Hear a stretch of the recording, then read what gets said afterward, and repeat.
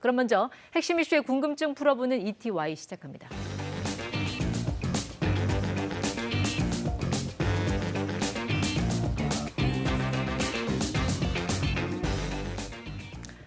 모두가 저금리 시대라는데 요즘 은행에 가면 고개가 갸웃해집니다. 주택담보대출 금리가 꾸준히 오르고 있기 때문입니다. 이 시중금리뿐 아니라 유가, 또 식품 물가, 원자재 가격까지 들썩이면서 이 기준금리 인상이 생각보다 빨리 찾아오는 건 아닐까, 이런저런 전망도 나오고 있는데요. 송재경 한국증권 리서치센터장과 금리의 움직임, 또 향후 내 자산에 미칠 영향까지 이야기 나눠보겠습니다. 자, 센터장님, 안녕하십니까? 네, 안녕하세요. 네.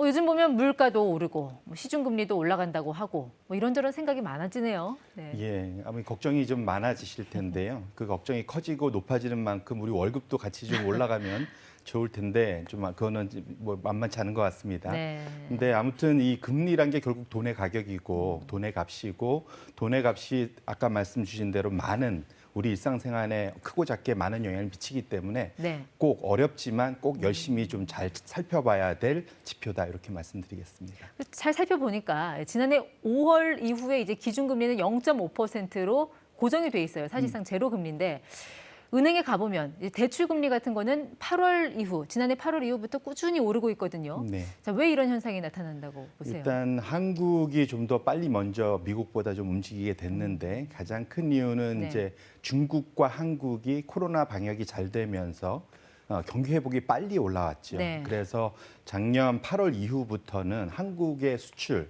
중국의 수출이 급격하게 올라가기 시작을 했습니다. 네. 그런 것들이 지금 올해까지 계속 연결이 되면서 실제로 경기 회복에 대한 기대감이 첫 번째 금리에 영향을 줬다고 봐야 될 것 같고요. 네. 여기에 이제 전 세계적으로 소위 이제 유동성, 돈이 많이 풀리다 보니까 아무래도 기대 인플레이션이 같이 올라오면서 네. 또 금리에 영향을 주는 이 두 가지가 전반적으로 시장 금리를 끌어올리고 있다 이렇게 말씀드립니다. 당장의 인플레는 아니지만 앞으로 인플레가 나타났을 때는 어떤 그런 기대감이 여기에 반영이 돼 있다, 금리에 반영이 돼 있다, 그렇게 보시는 것 같아요. 네, 맞습니다. 한국의 금리에는 아무래도 미국 금리가 영향을 많이 끼치기 때문에 이 시장을 들여다보지 않을 수가 없는데 우리가 보통 기준으로 삼는 게 미국의 10년물 국채, 그러니까 정부가 발행한 채권에 대한 금리를 보잖아요. 네.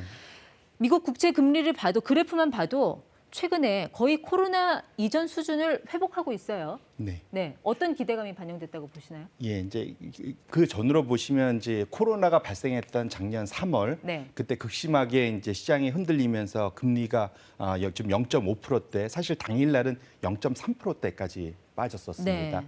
그리고 연준이 제로 금리를 계속 유지하면서 눌렸던 금리가 하반기와 올해로 올라올수록 서서히 올라오는 걸 확인하실 수가 있고요. 네. 이것 자체는 첫 번째로는 백신이 이제 희망을 주면서 네. 경기가 회복될 거라는 네. 그런 기대감이 이제 작년 하반기, 그러니까 11월 이후부터 반영이 네. 됐고요.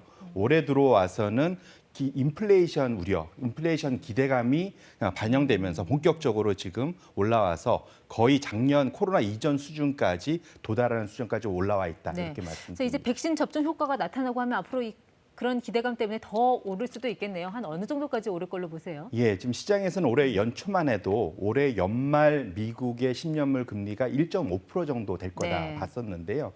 1월 말에 벌써 이제 올라가기 시작해서 1.75%까지 봤고 네. 지금 최근 들어와서는 2%, 좀 더 강하게 보시는 분들은 2.5%까지도 올라갈 수 있다. 네. 그만큼 우상향을 점점 더 그 확신을 가지고 강하게 부르기 시작했다 이렇게 보통 말씀드립니다. 우리나라 국채 금리도 이런 미국 국채 금리 방향을 따라가잖아요. 네. 국내 국채 금리도 많이 올랐습니까? 예, 국내 국채 금리도 최근에 지금 1.87% 네. 정도까지 상당히 좀 많이 올라와 있는 상태고요. 네. 좀 더 빨리 올라와 있고 네. 이 방향성 자체는 미국하고 같이 갈 텐데 다만 미국은 억눌렸다 올라와서 그렇기 때문에 올라가는 속도는 미국이 좀 더 빠를 수 있겠다. 네. 네, 그렇게 말씀드립니다. 최근 이런 금리 움직임에 이 물가 상승 이것도 하나의 요인이 됐다고 보십니까? 네. 압박 요인이 됐다고 보시나요? 네, 당연히 그렇게 네. 말씀을 드리고요. 이제 가장 큰 이유는 결국은 금리라는 것은 두 가지에 의해서 영향을 받는데 가장 큰 거는 아까 말씀드린 경기, 네. 그러니까 그 이제 실질 금리라고 하는데 경기가 회복되는지 여부를 반영하는 그 네. 금리 올라가는 패턴이 있고요. 거기다 더하기 이제 물가가 상승하는 걸 반영한 기대 인플레이션 두 가지 요인에 의해서 네. 시중 금리가 올라가고요. 지금 상황은 지금 기대 인플레이션이 올라가는 속도가 더 빠르게 올라가면서 물가 그 금리가 올라가고 있다 이렇게 말씀드립니다. 실제로 뭐 식품 물가, 유가, 원자재 뭐 얼마나 올랐는지 얘기 좀 들어볼까요? 네. 예, 뭐 기본적으로 잘 기억하시겠지만 작년 이맘때 코로나 터지고 4월 달에는 네. 유가 선물이 일시적이긴 하지만 마이너스 유가까지도 그렇죠. 갔었습니다. 엄청나게 낮춰졌는데 지금은 그 유가가 지금 많이 올라와서 네. WTI 기준으로는 60불, 브렌트 기준은 63불까지 지금 계속 올라오고 있는 상태고요. 네. 작년과 비교하면 뭐 천지개벽할 수준까지 올라와 있는 네. 거죠. 유가가 그렇고 그다음에는 철광석 가격 같은 건 거의 7, 80% 이상 올랐고요. 네. 구리도 5, 60%. 곡물 가격도 많이 예, 올랐죠. 곡물 가격은 또 라니냐 같은 가뭄 이슈 때문에 네. 기본적으로 지금 한 4, 50% 이상 올라가는 네. 전반적으로 소위 커머디티라고 불리는 그 상품 원자재 가격은 다 우상향을 하고 있다 이렇게 보셔야 될 것 같습니다. 인플레이션 가능성이 있다고 보시나요? 충분히 이미 그러한 실물 자산에서는 인플레이션이 나타나고 있다고 보셔야 될 것 같고요. 그 기저에는 결국은 달러의 약세가 있다고 네. 보셔야 될 것 같아요. 그래서 미국이 돈을 워낙 많이 풀다 보니까 달러가 약세가 되고 그 달러가 약세가 되다 보니까 미국을 제외한 나머지 나라 입장에서는 달러로 표시되는 네. 원자재가 상당히 싸지지 않습니까? 네. 그러다 보니까 좀 더 많이 소비하게 되고 이런 것들이 맞물리면서 지금 원자재 가격을 끌어올리는 그런 역할을 하고 있다. 이렇게 그 문제는 이제 그런 인플레이션 조짐이 이제 금리 인상과 직접적으로 연결이 되는 그런 고리가 있잖아요. 네네. 그러니까 결국은 지금 연준의 금리 인상을 지금 말씀하시는 거잖아요. 근데 지금 당장은 연준이 앞으로 향후 3년간 금리 인상하지 않는다. 기준금리 얘기하고 있지만 시장 금리는 좀 닿습니다. 네. 우리가 아까 봤던 10년물 금리가 대표적인 이제 장기 시장 금리인데 그것은 결국은 시장 상황을 맞춰서 기대 인플레이션과 그다음에 그런 경기 회복을 네. 발맞춰서 올라가기 때문에 현재의 그런 백신 접종이 확대되고 있고 네. 날씨가 따뜻해지면서 사람들이 활동하기 이제 본격적으로 시작하게 되면 네. 코로나도 약화지고 그다음에 돈이 풀리고 이러다 보면은 결국은 실질 금리까지 올라가면서 금리는 계속 우상향할 수밖에 없지 않겠느냐 이렇게 말씀드립니다. 그렇기 때문에 많은 분들이 이제 금리 전망에 앞서서 그 인플레이션 조짐을 유심히 보는 건데 뱅크 오브 아메리카 같은 경우 이런 전망을 했어요. 자, 신흥국은 이미 인플레가 임박을 했다. 그러면서 우리나라 돈 원화를 사놔라 뭐 이렇게 권고도 했거든요. 네네. 자, 이런 진단은 동의하십니까?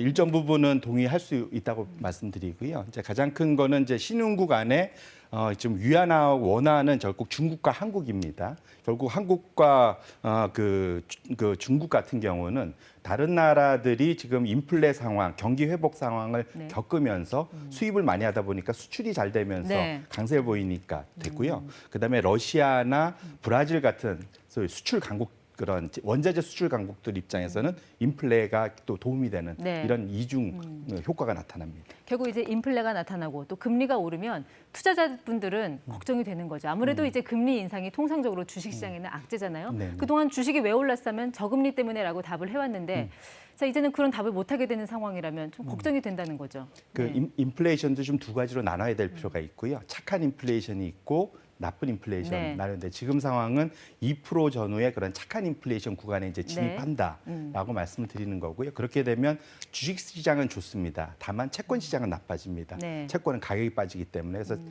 채권 투자자분들은 조심하셔야 될 거고요.